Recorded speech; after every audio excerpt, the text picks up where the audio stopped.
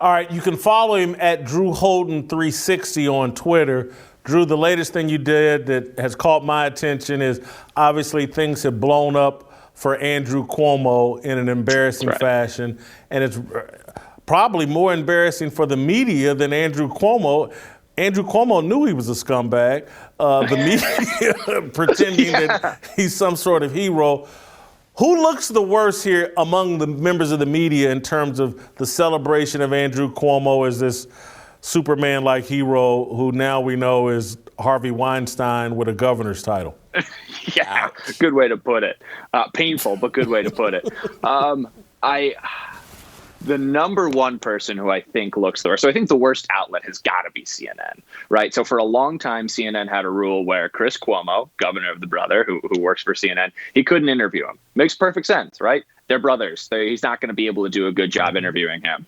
The pandemic comes around. CNN lifts that restriction because they thought it'd be good television. So I think of all the people with egg on their face, they're definitely the worst. I mean, there's a CNN video clip that's titled Chris Cuomo tells Andrew that he is the meatball of the family. Right. That was their news coverage back then of how this is going. It's insane.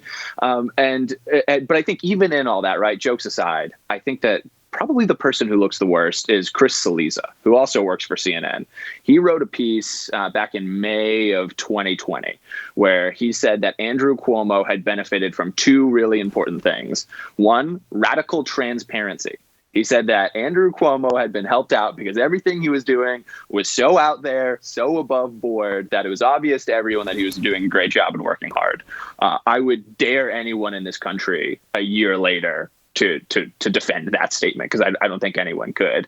And then he also said he was an incredible bureaucrat, that he knew so much about how to be an effective, good bureaucrat that he has been able to handle the pandemic. And aren't we so fortunate that it is Andrew Cuomo who is handling the state where the pandemic was ground zero. So there were a lot of other bad ones, right? MSNBC, Joy Ann Reid, they had some really just terrible takes about how wonderful. And also some of it, too, is it wasn't just that Cuomo was doing a good job handling the coronavirus, which we know isn't true. It was the flattery of Cuomo nonstop about how great and wonderful he was.